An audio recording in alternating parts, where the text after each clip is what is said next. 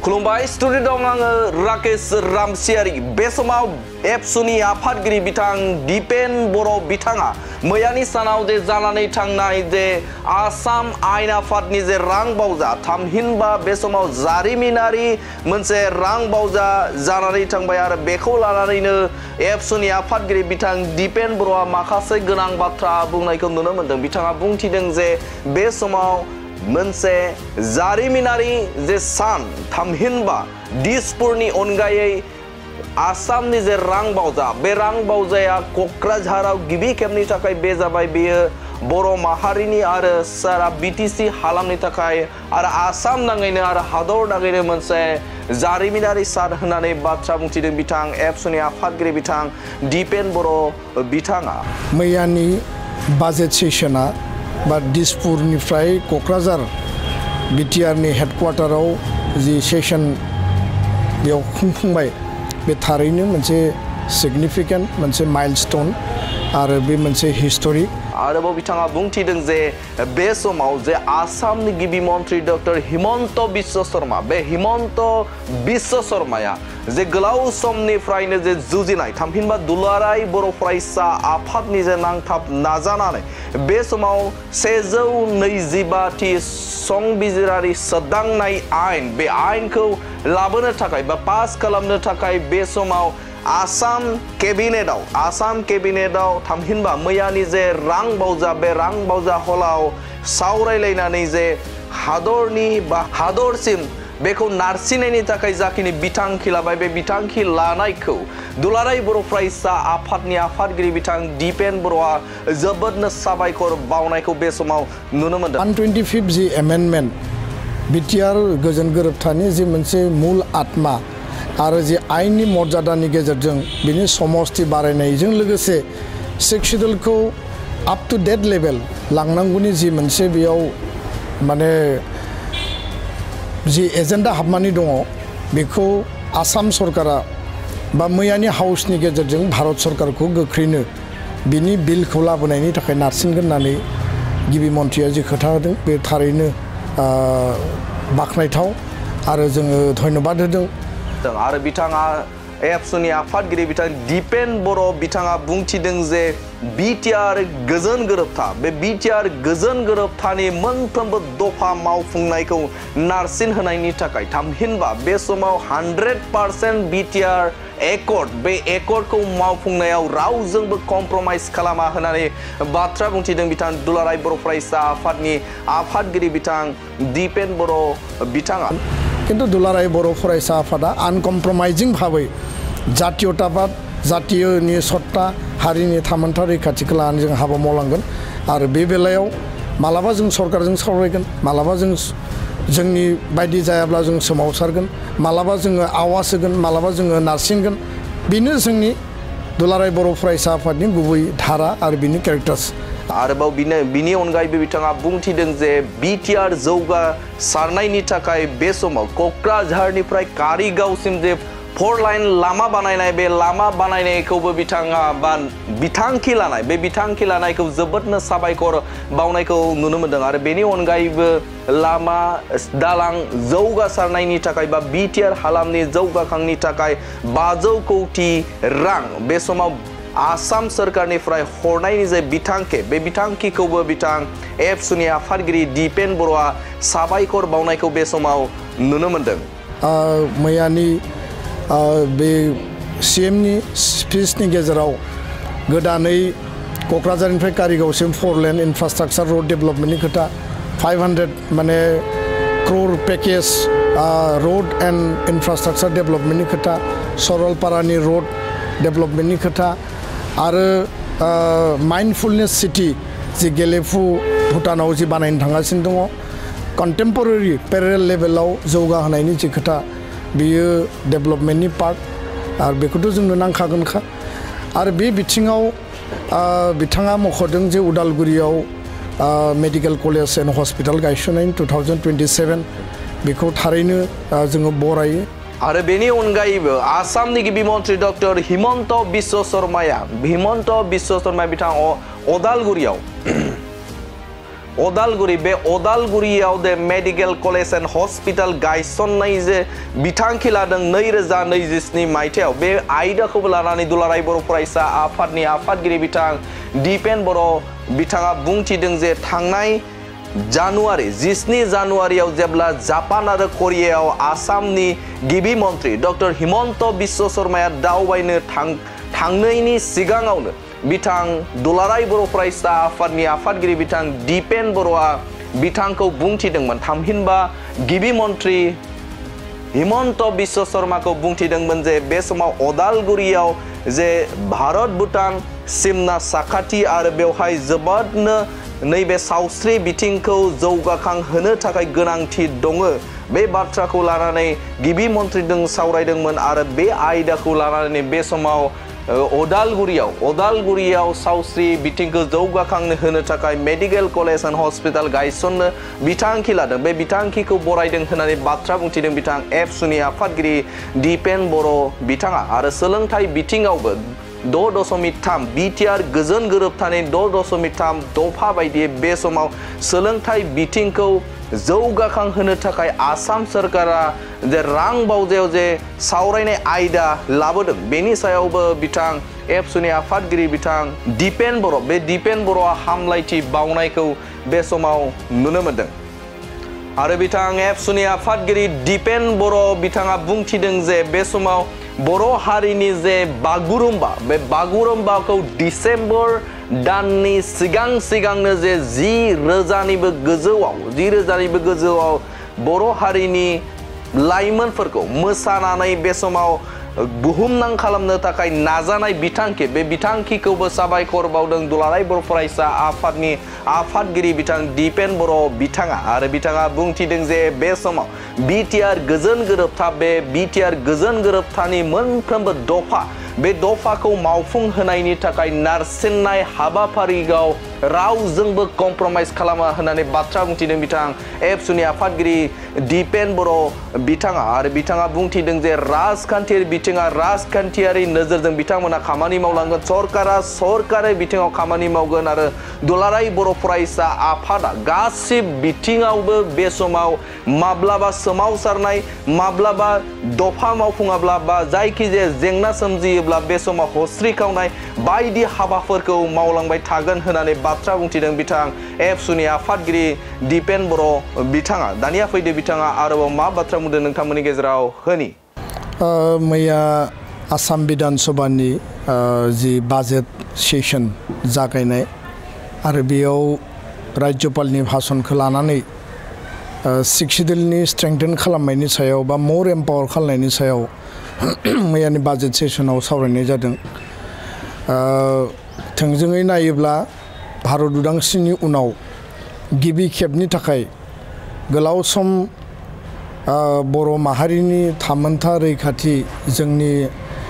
आलादा रायजोनि सोमावसारनाय आरो सोमावसारनायनि उनाव बिएसि बिटिसि बिटिआर मोनथाम गोरोबथानि उनाव मैयानि बाजेट सेसना बा दिसपुरनिफ्राय क'क्राझार बिटिआरनि हेडक्वार्टाराव जि सेसन बेयाव खुंफुंबाय बे थारैनो मोनसे सिगनिफिकेन्ट मोनसे माइलस्टोन आरो बे मोनसे हिस्टरिक बे बिथिङाव आसाम सरकारखौ आसामनि गिबि मन्थ्रिखौ आरो आसाम बिधान सभानि स्पिकार बिटिआरनि मानगोनां चिफ बिथांमोनखौ जोङो थारैनो बर' हारिनि जानानै धन्यबाद बावनांगोन आरो बे सावरायनायनि गेजेराव गोबांथार माखासे भिउस अपिनियन्स आरो इनसाइड द हाउस आउटसाइड द हाउस मेडियानि गेजेरजों आरो इनसाइड द हाउस गोबां माखासे डिबेट खोथाफोरा बेयाव हाइलाइट जादों आरो माखासे मेटारा मिक्सड आरो माखासेया जाबाय स्पष्टयै बेयाव ओंखारदों दा बे बिथिङाव रुलिं आरो अपोजिशननि जिफोर खोथा आरो बाथ्राफोर दङ बिनि सायाव दुलाराय बर' फरायसा आफादा नायबिजिरदों जोङो मा पइन्ट्सआ बेयाव हाइलाइट जाखो सिक्सिडलनि मेटारखौ लानानै आरो बिटिआर एकर्ड इमप्लिमेन्टेसनखौ लानानै बेयाव अपोजिशननि माखासे एमएलएफोरा रेज खालामदों जे 100% एकर्ड इमप्लिमेन्टेसन जानांगौ आरो इउपिपिएल दोलोआनो जा बिपिएफ दोलोआनो जा बिथांमोननि एमएलएफोराबो सिक्स शिड्युलनि स्ट्रेंथेन खालामनाय आरो एकर्डनि दफा मावफुंनायनि सायाव माखासे खोथाफोरखौ बेयाव हाइलाइट खालामदों थारैनो बे गासैबो माने ओंथि दङ आरो जोबनायाव गिबि मन्थ्रिया जिखिनि बियो क्लेरिफिकेसन होबाय हाउसनि गेजेराव आरो हाउसनिफ्राय बाहेरायाव फैनानै जे 125 जि एमेन्डमेन्ट बिटिआर गोजोन गोरोबथानि जि मोनसे मुल आत्मा आरो जि आइननि मर्यादानि गेजेरजों बिनि समस्ति बारायनायजों लोगोसे सिक्स शिड्युलखौ आप टु डेट लेभेल लांनांगौनि जि मोनसे बेयाव माने जि एजेन्डा हाबनानै दङ बेखौ आसाम सरकारा बा मैयानि हाउसनि गेजेरजों भारत सरकारखौ गोख्रैनो बिनि बिलखौ लाबोनायनि थाखाय नारसिनगोन होननानै गिबि मन्थ्रिया जि खोथा होदों बे थारैनो बाख्नायथाव आरो जोङो धन्यबाद होदों स्कुल प्रभिन्सियेलाइजेसननि सायाव गोख्रैनो नैबे बाजेट सेसननि गेजेराव मडेलिटि आरो फर्मुलानि गेजेरजों हाबा मावनाय जागोन होननानै बुंदों दुलाराय बर' फरायसा आफाद बर' थुनलाइ आफाद सिक्स शिड्युलनि बाहेरनि स्कुल आरो इनसाइड द सिक्स शिड्युल बे गासैबो स्कुलफोरखौ रेडि खालामनाय जाबाय खोब खम समनि गेजेराव जोङो सोलोंथाइ मन्थ्रिनो गथायगोन बे मोनसे बिथिं गुबुन मोनसेया जाहैबाय जे गामि सोसननायनि बेलायाव जे 100%नि खोथा ओंखारदों बेयावथ' खुनु डिमडआनो गैखाया आरो जिखिनि रेभिनिउ आरो फरेस्ट माने भिलेज दङ बिनि बेलायाव एबभ 50%नि जि मोनसे बेयाव मेजरिटि ट्राइबेल पपुलेसन होननानै दङ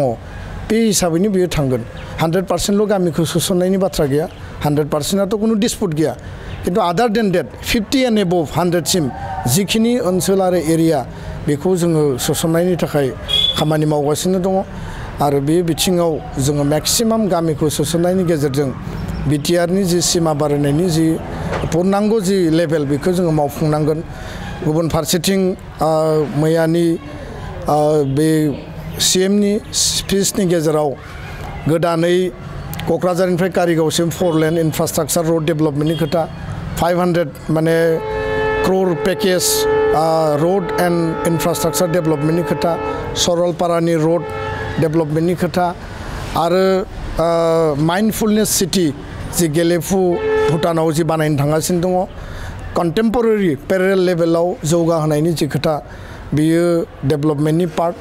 आरो बेखौथ' जोंनो नांखागोनखा आरो बे बिथिङाव बिथाङा मख'दों जे उदालगुरियाव मेडिकेल कलेज एन्ड हस्पिटाल गायसननायनि 2027 बेखौ थारैनो जोङो बरायो खारन क'क्राझार मेडिकेल कलेजनि उनाव तामुलपुर मेडिकेल कलेज आरो थार्ड उदालगुरियाव मेडिकेल कलेज आरो बेखौ थांनाय 17 जानुवारियाव जेब्ला बिथाङा जापान आरो करियायाव दावबायहैदोंमोन फुंबिलिनि समाव बिथांखौ एकर्डनि सायाव प्रेस खालामनो थाखाय लोगो हमनाय जादोंमोन आरो बे सानाव स्पेसियेलि आङो बिथांखौ रिक्वेस्ट खालामदोंमोन जे हेल्थ केयार फेसिलिटिनि बेलायाव उदालगुरि जिल्लाया बा आनडिभाइडेड दरंनि जि पार्ट माने बेयाव भुटान आरो अरुणाचला जेराव नांजाबनानै दङ बे जथेस्थ' बेकवार्ड जानानै दङ आरो बेखायनो उदालगुरियाव गंसे मेडिकेल कलेज गायसनोबा रायजो राजानि बा जिखिनि जेंना जेंसि दङ देहाखौ लानानै हेल्थखौ लानानै बेयाव जथेस्थ' मदद मोनगोन बेखौ बुंनाय जादोंमोन आरो बिथाङा बेखौ मैया एड्रेसनि गेजेरजों कमिटमेन्ट होदों बे थारैनो बाख्नायथाव बागुरुम्बाखौ 2025नि डिसेम्बराव बेखौ मावफुंनानै बा बेखौ डेमनस्ट्रेसन खालामनायनि गेजेरजों बिनि मर्यादाखौ बांहोनायनि कमिटमेन्टखौ होदों बे गासै बिथिंखौ नोजोर होनानै दुलाराय बर' फरायसा आफादा मैयानि जिखिनि हिस्टरिक जि बाजेट सेसन आरो बेयाव सिक्स शिड्युलखौ एमफासिस खालामनानै बिटिआर कार्बि आंलं आरो डिमा हासाव जि मोनसे डिसकासन जाबाय आरो बे लेभेलाव खोथाया स्पस्ट दिनैनि सिक्स शिड्युल मोनसे समाव बियो अट'नमास काउन्सिलमोन आरो आल्टिमेट बेखौ जोङो जोबथा थांखिसिम जोङो फोजौलांनांगोन बड'फानि जि मोनसे गेरेमसा हारि दानायनि सिमां आरो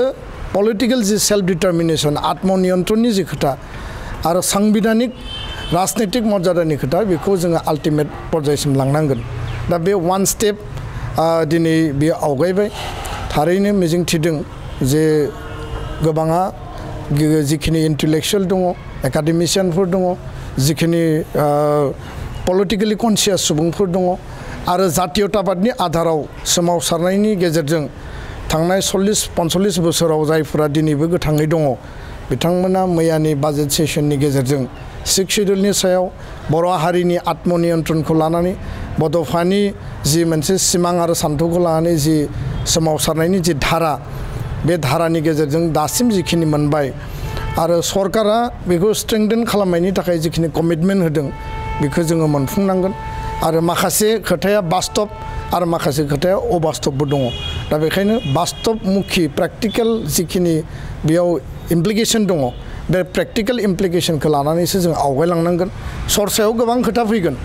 गोबाङा गोबां रेज खालामगोन गोबां इस्युफोर खालामगोन दा जोंनि थांखिया जादों 100% एकर्डआ इमप्लिमेन्ट जानांगौ आरो जोंनि एनडिबि बिथांमोननि जिखिनि जेंना जेंसि बियो जोबजोबनांगौ आरो बेखायनो जोङो हाबाखौ मावबाय थादों दिनैनि बे थासारियाव आङो सरकारखौ फिन धन्यबाद होदों गिबि मन्थ्रिखौ धन्यबाद होदों आरो बिटिआरसि बिथांखौ धन्यबाद होदों नाथाय दुलाराय बर' फरायसा आफादा